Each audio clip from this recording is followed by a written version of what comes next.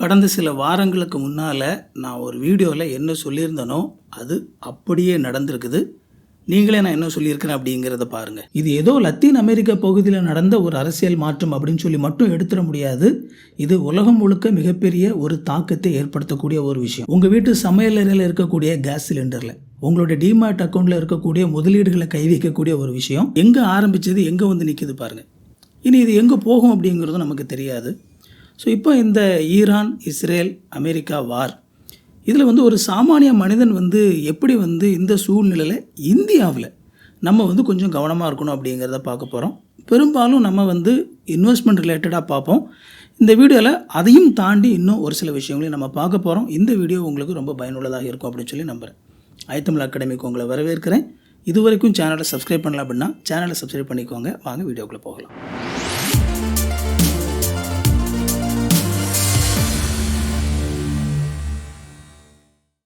முதலாவது இந்த வாரம் வந்து நம்ம பார்க்கும்போது என்னப்பா இது எங்கே போயிட்டுருக்குது அப்படின்னு சொல்லி தெரில, 3வது உலகப்போரே வந்துடுமோ அப்படின்னு சொல்லி நினைக்கக்கூடிய அளவுக்கு நிறைய வீடியோஸ்லாம் வந்துகிட்ருக்குது. உண்மை என்ன அப்படின்னா, போர் வந்து கொஞ்சம் மோசமான சூழ்நிலைகளை உலகம் முழுக்க தாக்கத்தை ஏற்படுத்திகிட்டு இருக்கிறது அப்படிங்கிறது உண்மை தான். ஆனால் 3வது உலகப்போர் ஆகக்கூடிய அளவுக்கு இந்தியா வந்து நேரடியாக போரில் ஈடுபடக்கூடிய அளவுக்கான எந்த ஒரு பிரச்சனையும் இப்போ வரைக்கும் வரல. ஒரு சில யூடியூப் வீடியோக்களை வந்து நீங்கள் பார்க்கும்போது என்னமோ பெரிய பிரச்சனை இருக்கிற மாதிரி வந்து பேசிடுவாங்க. பட் அந்த அளவுக்கு பிரச்சனை இல்லை. இப்போதைய சூழ்நிலையில் இந்த போர்னால் நமக்கு நேரடியான பாதிப்புகள் எதுவுமே கிடையாது. மறைமுகமான பாதிப்புகள், அதாவது இன்டைரக்ட் அஃபெக்ட்ஸ் தான் இப்போதைக்கு நமக்கு இருந்துகிட்ருக்குது. இந்த சூழ்நிலையில் வந்து நாம் எப்படி இருக்கணும் அப்படிங்கிறத மட்டும் ஒரு சில விஷயங்களை பார்த்துடலாம். இந்த போர் சூழலில் நாம் சந்திக்க போகிற மிகப்பெரிய ஒரு பிரச்சனை எதுவாக இருக்கும் அப்படின்னா இன்ஃப்ளேஷன். ஆக்சுவலாக வந்து நம்ம அதை ஏற்கனவே சந்திக்க ஆரம்பிச்சிட்டோம். உலக அளவில் கச்சா எண்ணெயினுடைய விலை வந்து ஏறிக்கிட்டே போயிட்டுருக்குது. $100 தாண்டி எப்போது போயிடுச்சு. கச்சா எண்ணெய் பேரல் $200 போகிற அளவுக்கு கூட நாங்கள் சூழ்நிலையை மாற்றிடுவோம், உலகம் எப்படி பாதிக்கப்படுது அப்படிங்கிறத பற்றி நாங்கள் வருத்தப்பட மாட்டோம் அப்படின்னு சொல்லி ஈரான் ஒரு பக்கம் சொல்லிகிட்டு இருக்குது. ஏன்னா ஈரான் இருக்கக்கூடிய இடம் அப்படி. ஸ்டேட் ஆஃப் ஹார்மோஸ் அப்படின்னு சொல்லுவாங்க. தமிழில் வந்து ஹார்மோஸ் ஜலசந்தின்னு சொல்லுவாங்க. அது மிக முக்கியமான ஒரு இடம். ஒரு 30 கிலோமீட்டர் தான் வந்து பார்த்திங்க அப்படின்னா கடல் பரப்பு இருக்கக்கூடிய இடம். அதுக்கு முன்னாடியும் கடல் பெருசாக இருக்குது, அதுக்கப்புறமும் கடல் பெருசாக இருக்குது. கரெக்டாக அந்த பக்கம் ஈரான், இந்த பக்கம் ஓமன் அதெல்லாம் இருக்கும். அந்த இடத்துல மட்டும் வந்து பார்த்திங்க அப்படின்னா கப்பல்கள் எல்லாமே அது வழியாகத்தான் கடந்து வந்தாகணும்.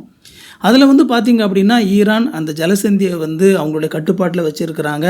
அது மட்டும் இல்லாமல் நேற்று நீங்கள் பார்த்திங்க அப்படின்னா ஒரு 3 கப்பல்கள் மேலே வந்து பார்த்திங்க அப்படின்னா அது கடக்க முயற்சி பண்ணாங்க அப்படின்னு சொல்லி அது மேலே வந்து குண்டுகள் போடப்பட்டிருக்குது. இந்த சூழ்நிலையில் ஏற்கனவே இந்தியாவுக்கு வரக்கூடிய இந்த கச்சா எண்ணெய் சார்ந்த பெட்ரோலியம் சார்ந்த கேஸ் இதெல்லாமே வந்து வரத்து குறைஞ்சனால நமக்கு வந்து பெரிய பெரிய கடைகள்லாம் வந்து இப்போதைக்கு இந்த சமையல் எரிவாயு அப்படிங்கிறது கொடுக்க வேண்டாம் அப்படின்னு சொல்லி நிறுத்தி வச்சுருக்கிறாங்க. இப்போதைக்கு கிராமங்களில் பெரிய பாதிப்புகள் இன்னும் தெரிய ஆரம்பிக்கல. ஆனால் சிட்டிஸில் வந்து, அதுவும் பெரிய சிட்டிஸில் வந்து பாதிப்புகள் தெரிய ஆரம்பிச்சிருக்குது. இந்திய அரசாங்கத்திலிருந்து நம்ம குடும்பங்களுக்கு வந்து சமையல் எரிவாயு ஃபஸ்ட்டு ப்ரையாரிட்டி கொடுத்து அவங்களுக்கு கொடுக்கணும் அப்படிங்கிற பேரில் முடிஞ்ச அளவுக்கு வந்து வீடுகளுக்கு எப்படியாவது வந்து சமையல் கேஸ் சிலிண்டர் கொடுத்துடணும் அப்படின்னு சொல்லி முயற்சி பண்ணிகிட்டு இருக்கிறாங்க. அதோட இன்றைய சூழ்நிலையில் இந்தியாவிலையும் வந்து இந்த எல்பிஜி ப்ரொடக்ஷனை வந்து ஒரு 10% அதிகமாக்கி இருக்கிறாங்க. ஆக்சுவலாக நம்ம கிட்டத்தட்ட 80% இறக்குமதி தான் பண்ணுறோம். ஆனாலும் நம்மக்கிட்டேயும் வந்து கொஞ்சம் கேப்பபிலிட்டிஸ் இருக்குது. அதனால் ஒரு 10% இந்த கேஸ் ப்ரொடக்ஷன் வந்து கொஞ்சம் கூட்டியிருக்கிறாங்க. இன்னொரு நல்ல செய்தி அப்படின்னா, இந்த ஸ்டேட் ஆஃப் ஹார்மோஸ் அதை ஏற்கனவே தாண்டி வந்துட்டு இருக்கக்கூடிய ஒரு எல்பிஜிக்குள்ள ஒரு கப்பல் வந்து நமக்கு இந்தியாவுக்கு வந்துட்டுருக்குது அப்படிங்கிற ஒரு தகவலும் வந்திருக்குது. ஸோ அதனால் நம்ம பயப்படக்கூடிய அளவுக்கு நமக்கு இந்த எல்பிஜி கேஸ் சிலிண்டரே இனிமேல் கொஞ்ச நாளைக்கு அப்புறம் கிடைக்காதுடா அப்படிங்கிற சூழ்நிலை இந்தியாவில் உருவாகாது. இதுதான் உண்மை. ஆனால் அதே நேரத்தில் இன்னொரு முக்கியமான உண்மை என்ன அப்படின்னா, இந்த கச்சா எண்ணெயினுடைய விலை கடகடன்னு சொல்லி உயர்ந்துட்டு போயிட்டுருக்கிறனால அது உலகம் முழுக்க மிகப்பெரிய ஒரு பணவீக்கத்தை ஏற்படுத்தும். அதாவது கச்சா எண்ணெயிலிருந்து தான் நமக்கு டீசல், பெட்ரோல், கேஸ் எல்லாம் வருது இல்லையா? அதனுடைய விலை கூடும்போது ஆட்டோமேட்டிக்காக டீசல், பெட்ரோல், கேஸ் எல்லாத்துடைய விலையும் கூடும். அது கூடும்போது உங்களுக்கு லாரியில் போடுற டீசலுடைய விலை கூடும்போது அவங்க ஒரு இடத்துலேருந்து இன்னொரு இடத்துக்கு போகிறதுக்கு அதிகமாக ப்ரைஸை கூட்டுவாங்க. ஹோட்டலுக்கு வந்து கேஸ் அதிகமாகும்போது அவங்க பொருளுடைய விலை கூட்டுவாங்க. ஸோ இந்த மாதிரி அது எல்லாமே கடைசியில் யார் அதிகமாக காசு கொடுக்க வேண்டியது இருக்கும் அப்படின்னா, கடைசியாக நம்ம பயன்படுத்தலாம் பயனாளர்கள் நம்ம தான் அதிகமான பணம் கொடுக்க வேண்டியிருக்கோம். அப்படிங்கிற சூழ்நிலையில் இந்த விலையேற்றம் அதுதான் வந்து பார்த்திங்கன்னா இன்றைக்கி நம்ம முன்னாடி இருக்கக்கூடிய மிகப்பெரிய ஒரு ஆபத்து. நம்ம சேனல் வந்து பார்த்திங்க அப்படின்னா பெரும்பாலும் இந்த ஃபைனான்ஸ் இன்ட்ரெஸ்ட் உள்ளவங்க பார்ப்பாங்க. ஆனால் இந்த சூழ்நிலையில் உங்களுக்கு ஃபைனான்ஸ் மேலே இன்ட்ரெஸ்ட் இருக்குதோ இல்லையோ, இது சார்ந்த விஷயங்களை நீங்கள் கொஞ்சம் கான்சென்ட்ரேட் பண்ணி தான் ஆகணும், வேறு வழி கிடையாது. இப்போ ஏற்கனவே இந்த சிலிண்டர் பிரச்சனை தான் இப்போதைக்கு ஒரு பெரிய பிரச்சனையாக இருக்கிறனால அதிலிருந்தே நம்ம ஆரம்பிக்கலாம். நாம் செய்யக்கூடாத ஒரு விஷயம் இருக்குது. அது என்ன தெரியுமா? Panic buying. இந்த மாதிரியான சூழ்நிலையில் நமக்கு வந்து இந்தியாவில் ஒரு பெரிய பிரச்சனையே இருக்காது. உலகத்தில் எங்கேயோ ஒரு இடத்துல பெரிய பிரச்சனை நடந்துட்டு இருக்குது, நமக்கு பெரிய பிரச்சனை இல்லை. ஆனால் நம்ம பயந்து போய் நம்ம நிறைய திங்ஸை வாங்க ஆரம்பித்தோம் அப்படின்னா அதுதான் நமக்கு வந்து நமக்கு நாமே பிரச்சனை உண்டாக்கிக்கிற மாதிரி இருக்கும். ஸோ அதனால் நீங்கள் ஒரு சிலிண்டர் தான் புக் பண்ணுறீங்க அப்படின்னா ஒரு சிலிண்டர் நீங்கள் புக் பண்ணி வச்சுக்கோங்க, அது போதும். நீங்கள் அந்த சிலிண்டர் காலி பண்ணுறதுக்குள்ளே பிரச்சனைகள் வந்து சுமூகமாக ஆயிரும். ஏன் அப்படின்னு சொல்லி சொல்கிறேன் அப்படின்னா, ஒரு பக்கம் நம்ம வேறு இடங்கள்லேருந்து ஆயில் நம்ம இறக்குமதி பண்ணாலும் இப்போதைக்கு அது எல்லாம் தடைப்பட்டிருக்குது. ஆனால் ரஷ்யாவிலேருந்து நாம் என்ன செஞ்சிட்ருக்குறோம் அப்படின்னா, அங்கேயும் இருந்து நாம் ஆயில் வந்து இறக்குமதி பண்ணுறோம். அமெரிக்கா வந்து ரஷ்யா கூட நீங்கள் ஆயில் வாங்கக்கூடாது அப்படிங்கிற மாதிரி நம்மளை கொஞ்சம் மிரட்டி தொந்தரவு பண்ணி வாங்காமல் வச்சுருந்தாங்க. ஆனால் இந்த சூழ்நிலையில், போர் சூழ்நிலையில் நமக்கு வழக்கமான இடங்கள்லேருந்து வரக்கூடிய அந்த கச்சா எண்ணெய் வராதனால நீங்கள் இப்போதைக்கு நீங்கள் ரஷ்யாக்கிட்ட வாங்கிக்கோங்க அப்படின்னு சொல்லி அமெரிக்கா வந்து பெர்மிஷனும் கொடுத்துருக்காங்க. அது ஒரு பெரிய பிரச்சனையும் ஆச்சு. நீ என்னடா எனக்கு பெர்மிஷன் கொடுக்குறது அப்படிங்கிற மாதிரியான ஒரு சின்ன சலசலப்புகள் வந்துச்சு. ஆனால் விஷயம் என்ன அப்படின்னா, நம்ம ரஷ்யாக்கிட்டையும் ஆயில் வாங்குகிறோம். இப்போ வந்து நமக்கு ரஷ்யாவிலேருந்து எங்கே ஆயில் வர்றதுக்கு ஒன்றும் பெரிய பிரச்சனைலாம் ஒன்றும் கிடையாது. அதனால் இந்தியாவில் நம்ம பயப்படக்கூடிய அளவுக்கு பெரிய அளவில் வந்து ஆயில் தட்டுப்பாடு வராது. விலையேற்றம் இருக்கும், ஓகேங்களா, அது மாற்ற முடியாது, நம்ம கண்ட்ரோலில் கிடையாது. ஆனால் தட்டுப்பாடு வராது. அதனால் பயப்படாதீங்க. ஒரு சிலிண்டர் வாங்கி வச்சுக்கோங்க, ஆட்டோமேட்டிக்காக அடுத்தல வந்து பிரச்சனை சரியாயிரும். இந்த சிலிண்டருக்கு என்ன ரூலோ அதே ரூல் தான் மற்ற பொருட்களுக்கும், ஓகேங்களா. பயந்து போய் எல்லா பொருளையும் வாங்கி வீட்டில் குமிக்காதீங்க, அதுதான் பிரச்சனையாயிரும். அதனால் மேபி கூட கொஞ்சம் எக்ஸ்ட்ரா நீங்கள் வாங்கி வச்சுக்கோங்க, அதில் தப்பு இல்லை. ஆனால் அரிசியா போடுறா ஒரு 50 கிலோ வாங்கி வை, பருப்பா ஒரு 10 கிலோ வாங்கி வை, இந்த மாதிரி வந்து மொத்தமாக வாங்காதீங்க. இப்படி வாங்கும்போது என்ன ஆகும் அப்படின்னா, எல்லா நபர்களுக்கும் பொருள் கிடைக்கணும், அது வந்து பிரச்சனை ஆயிரும். ஸோ அதனால் உங்களுக்கு ஒரு மாதத்துக்கு எக்ஸ்ட்ரா என்ன தேவையோ அது மட்டும் வாங்கி வச்சுக்கோங்க. நீங்கள் ஒருவேளை ரெகுலராக வந்து மாதம் மருந்து சாப்பிடக்கூடிய நபராக இருந்தீங்க அப்படின்னா, டேப்லெட்ஸ் ரெகுலராக எடுத்துகிட்டு இருப்பீங்க இல்லையா, அந்த மாதிரி ஆட்களாக இருந்தீங்க அப்படின்னா அதுவும் நீங்கள் முடிஞ்சால் கூட ஒரு மாதத்துக்கு மட்டும் எப்பவும் கையில் எக்ஸ்ட்ரா ஒரு செட் இருக்கிற மாதிரி நீங்கள் பிளான் பண்ணிக்கோங்க. இந்த மாதிரி பண்ணும்போது பெரிய அளவில் எந்த ஒரு பிரச்சனையும் இல்லாமல் நாம் இந்த சூழ்நிலையை கடந்து போகலாம். இப்போ நம்ம வழக்கமாக நம்ம சேனலில் பேசக்கூடிய விஷயம் ஃபைனான்ஸ்.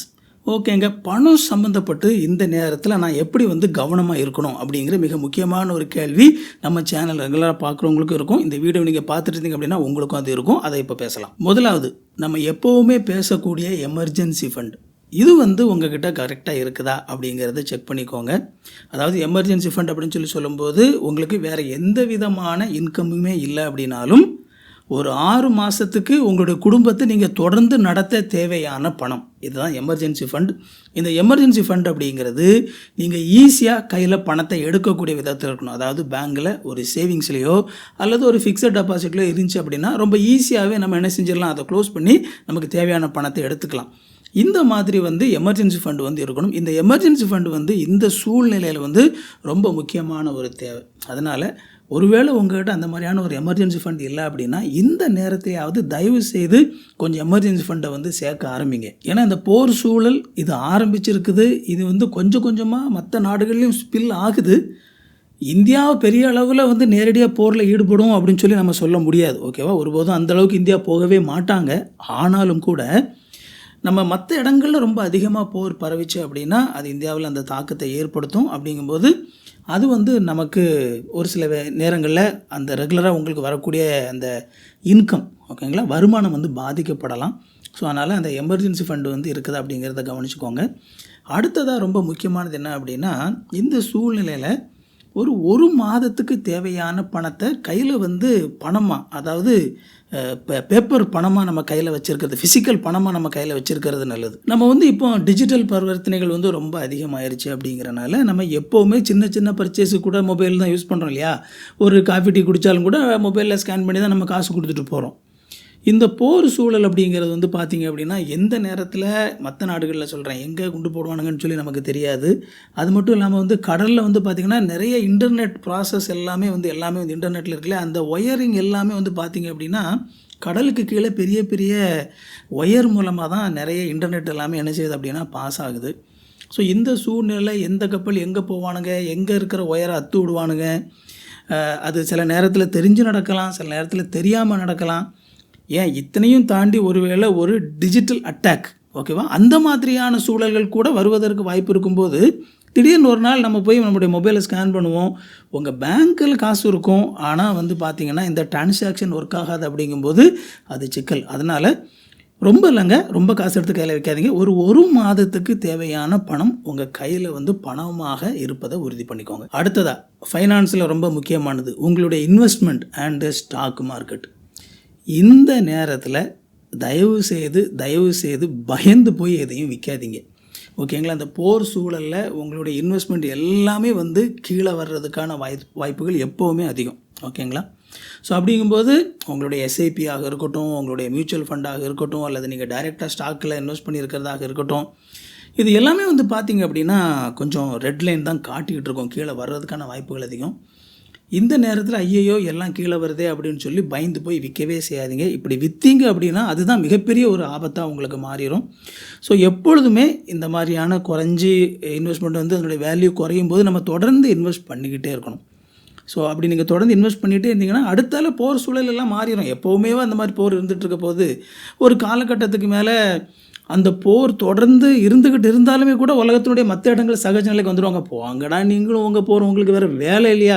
இப்போ நமக்கு வந்து ரஷ்யா உக்ரைன் வார் ஸ்டார்ட் ஆனப்போ எந்த அளவுக்கு வந்து அது ஸ்டாக் மார்க்கெட்டில் தாக்கத்தெல்லாம் ஏற்படுத்துச்சு அப்படிங்கிறது நமக்கு தெரியும். ஒரு ஸ்டேஜுக்கு மேலே இவனுங்க வந்து சண்டையை விடாமல் தொடர்ந்து சண்டை போட்டுக்கிட்டே இருக்கும்போது மற்ற மக்கள்லாம் சொல்லி பார்த்தாங்க. அதுக்கப்புறம் நீங்களாச்சும் உங்கள் சண்டையாச்சும் போங்கடா அப்படின்னு சொல்லி மற்றவங்க வேறு வேலையை பார்க்க ஆரம்பிச்சிட்டாங்கல்ல, அதே மாதிரி தான். ஸோ அதனால் போர் வரக்கூடிய சூழ்நிலையில் கொஞ்சம் தடுமாற்றம் ஸ்டாக் மார்க்கெட்டில் இருக்கும். அதுக்கப்புறமா வந்து பார்த்திங்க அப்படின்னா அது எல்லாமே வந்து நார்மல் ஆயிரும். இன்ஃபேக்ட் போருக்கு அப்புறம் ஒரு சில நேரங்களில் ஸ்டாக் மார்க்கெட் உயர்ந்து கூட போகும். அதனால் இந்த சூழ்நிலையில் உங்களுடைய இன்வெஸ்ட்மெண்ட்டை தொடர்ந்து கொண்டே இருங்க. விலை குறைஞ்ச நேரத்தில் எதையுமே விற்காதீங்க. அண்ட் ரொம்ப முக்கியமாக உங்களுக்கு வந்து நீங்கள் என்ன செய்கிறீங்க அப்படின்னு சொல்லி தெரியாமல் புதுசாக எந்த ஒரு இன்வெஸ்ட்மெண்ட்டுக்குள்ளேயும் இந்த சூழ்நிலையில் வந்து போகாதீங்க. ஸோ அந்த மாதிரி நீங்கள் கவனமாக இருந்தாலே உங்களோட இன்வெஸ்ட்மெண்ட் வந்து பாதுகாப்பாக இருக்கும். கடைசியாக ஒன்றுங்க, சும்மா பரபரப்புக்காக யூடியூப்பில் தவறான தகவல்களை பரப்புகிற மாதிரி பயங்காட்டுற மாதிரியான வீடியோக்களை போடுவாங்கல்ல, அதை வந்து பார்க்குறத குறைங்க.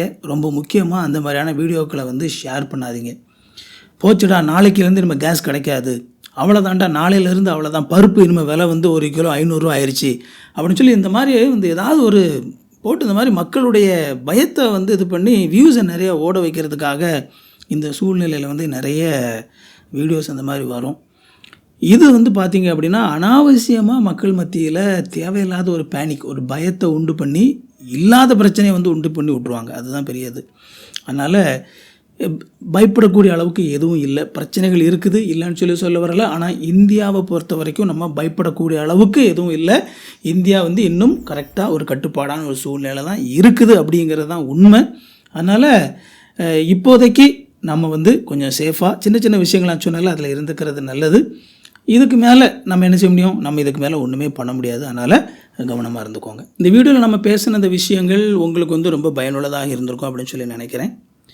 இது வந்து ஷேர் பண்ணி விட்டால் மக்கள் மத்தியில் ஒரு அவேர்னஸ் மக்களுக்கு கிடைக்கும், மக்களுக்கு யூஸ்ஃபுல்லாக இருக்கும் அப்படின்னு நினச்சிங்க அப்படின்னா உங்களுடைய நண்பர்கள் உறவினர்களுக்கு இதை வந்து ஷேர் பண்ணி விடுங்க. உங்களுடைய சந்தேகங்களை கமெண்டில் கேளுங்க, நான் உங்களுக்கு பதில் சொல்கிறேன். இந்த வீடியோவை லைக் பண்ணிக்கோங்க, ஹைப் பண்ணி விடுங்க. இது வரைக்கும் சேனலை சப்ஸ்கிரைப் பண்ணல அப்படின்னா சேனலை சப்ஸ்கிரைப் பண்ணிக்கோங்க. உங்களுக்கு நோட்டிஃபிகேஷன் வேணும்னு நினச்சிங்க அப்படின்னா அந்த பெல் பட்டனை கிளிக் பண்ணிக்கோங்க. இன்னொரு சூப்பரான வீடியோவில் சந்திப்போம் friends. Thank you. God bless you.